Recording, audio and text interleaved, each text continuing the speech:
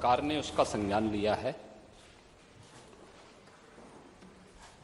और मैं इस पूरे हाउस को इस बात के लिए आश्वस्त करता हूं कि जीरो टॉलरेंस की नीति के तहत सरकार जो कार्रवाई अब तक करती रही है उसके परिणाम भी बहुत शीघ्र सामने आएंगे।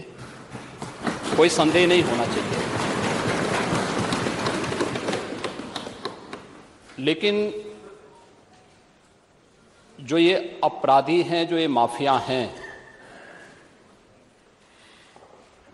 आखिर ये पाले किसके द्वारा गए हैं?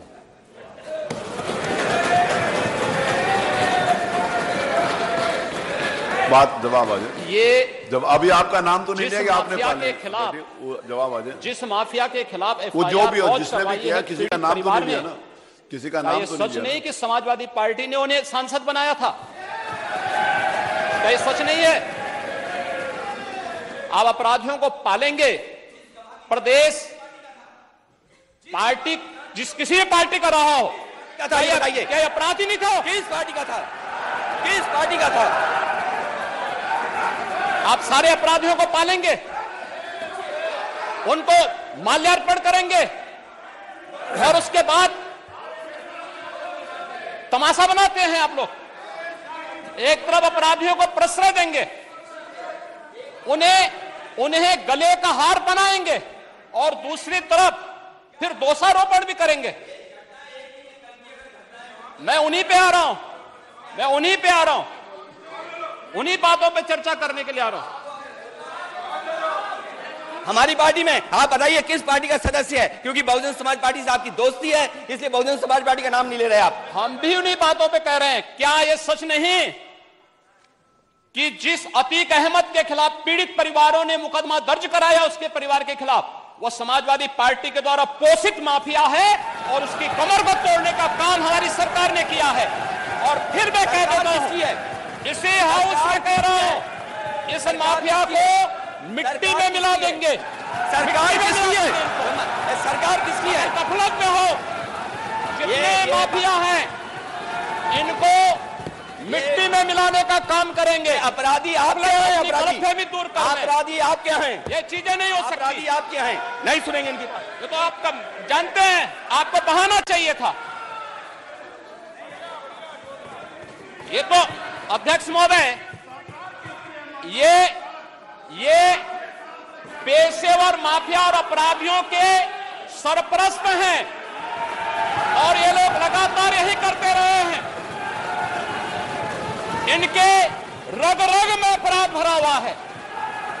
अपराध के अलावा इन्होंने कुछ सीखा ही नहीं है। क्या ये सच नहीं? क्या पूरा प्रदेश इस बात को जानता है? और आज ये लोग अपनी साफ गोई की सफाई देने के लिए यहां पर आए हैं। आप अपने स्थान पर चलें। मुख्यमंत्री जी अपनी बात कह रहे हैं, आपको भी अवसर मिलेगा, आप अपनी बात कहिएगा। ये सच नहीं है। वो आप जो भी बात आपने कहने आप कहिएगा। अभी मुख्यमंत्री जी बोल रहे हैं, आपने जो बात कहनी है अपनी बात कहिएगा। आपको अवसर मिलेगा, आप अपनी बात कहिएगा। आपको अवसर मिलेगा तो आप अपनी बात कहिएगा। आपको भी अपनी बात कहने का अधिकार है। मान्यवर, आप अपनी बात कहिएगा जब आपको अवसर मिलेगा। अभी सुनिए, अगर आपको लगता है कि कोई बात गलत है तो आप अपनी बात कहिएगा। आपको अपनी बात कहने का अधिकार है। ने कल यह कृत्य किया है, वह माफिया उत्तर प्रदेश के बाहर है और वह माफिया समाजवादी पार्टी के सहयोग से ही बार बार एमएलए और एमपी बना है। क्या यह सच नहीं कि 1996 में इलाहाबाद वेस्ट से वह माफिया समाजवादी पार्टी की सरकार के सहयोग से, इन पार्टी के सहयोग से एमएलए बना था?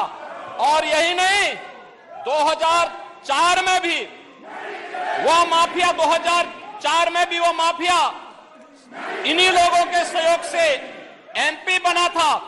और फिर 2009 में उस माफिया को सांसद बनाने का भी कुख्यात कार्य इन्होंने ही किया था। ये लोग चोरी और सीना चोरी करने का काम कर रहे हैं।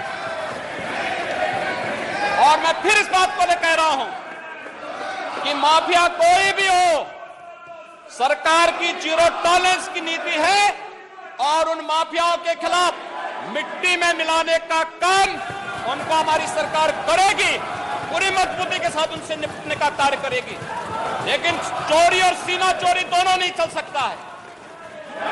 अब बात सुनिए, जो बात कह रहे दोनों काम हैं, नहीं अगर कर आप सकते। जो बात कही जा रही है उसको सुनिए, आप अपना जवाब दीजिए कि आपने सांसद बनाया था कि नहीं बनाया था, विधायक बनाया था कि नहीं बनाया था, आप तय करिए अपनी बात। जो माननीय मुख्यमंत्री जी कह रहे हैं, आप अपनी बात का जवाब दीजिए, आपको अवसर मिलेगा, आप अपनी बात का जवाब दीजिएगा।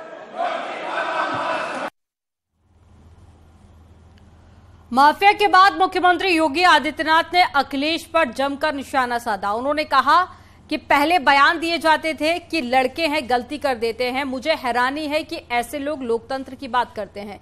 ये लोग राज्य में सुरक्षा की बात करते हैं। शर्म तो तुमको करनी चाहिए, अपने बाप का सम्मान तक नहीं कर पाए। किन संसदीय परंपराओं की बात कर रहे हैं? वह दृश्य भी हम सब ने देखा, जो एक महिला राज्यपाल उत्तर प्रदेश की सर्वोच्च संवैधानिक प्रमुख का सम्मान नहीं कर सकते। मान्यवर, उनसे ये उम्मीद करना कि वो प्रदेश की आधी आबादी का सम्मान करेंगे, ये तो उनके शासनकाल के समय हुआ ही था, जब स्टेट गेस्ट हाउस की घटना घटित हुई थी।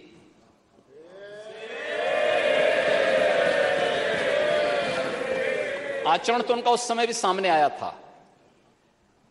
लड़के हैं, गलती कर देते हैं, ऐसे भी बयान आए थे। ऐसे ही अन्य तमाम वक्तव्य उस समय आए थे। महोदय, वे लोग लोकतंत्र की बात करें, मुझे बड़ा आश्चर्य होता है। ये किसके गुरु हैं? यानी यह शिलान्यास गुरु किसके हैं?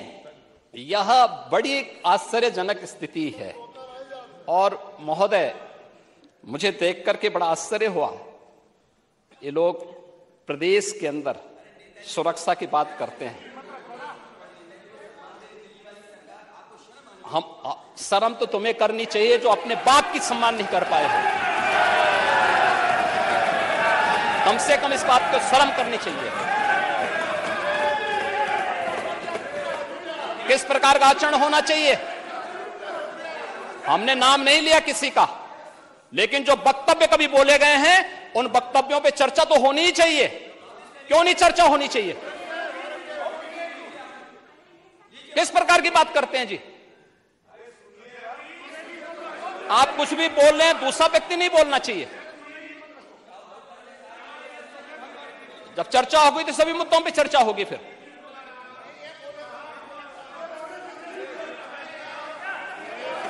महोदय,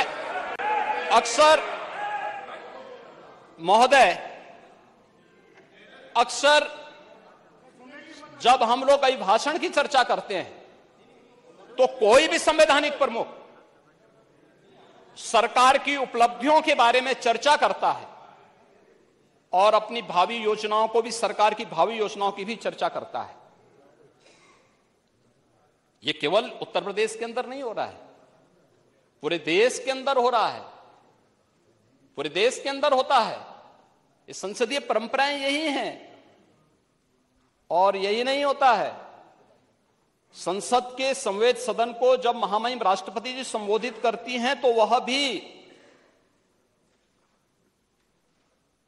सरकार की उपलब्धियों के साथ साथ भावी योजनाओं का चित्रण भी करती है। अभिभाषण ही दिग्दर्शन होता है शासन की उपलब्धियों का और भावी योजनाओं का। लेकिन आपको सहमति और असहमति के लिए सदन में चर्चा होती है। आप अपनी उपलब्धियों को बताइए ना, कौन ऐसा दल है जिसको प्रदेश के अंदर सत्ता में रहने का अवसर न मिला हो? और कई बार जनता ने अवसर दिया। अगर आज अपने कारनामों से जनता आपको ठुकरा रही है तो इसके लिए अपने कारनामों को दोषी ठहराइए, उत्तर प्रदेश की जनता को मत दोषी ठहराइए। और चलिए यहां पर रुकेंगे एक छोटे से ब्रेक के लिए। खबरों का सिलसिला आगे भी जारी रहेगा। आप देख रहे हैं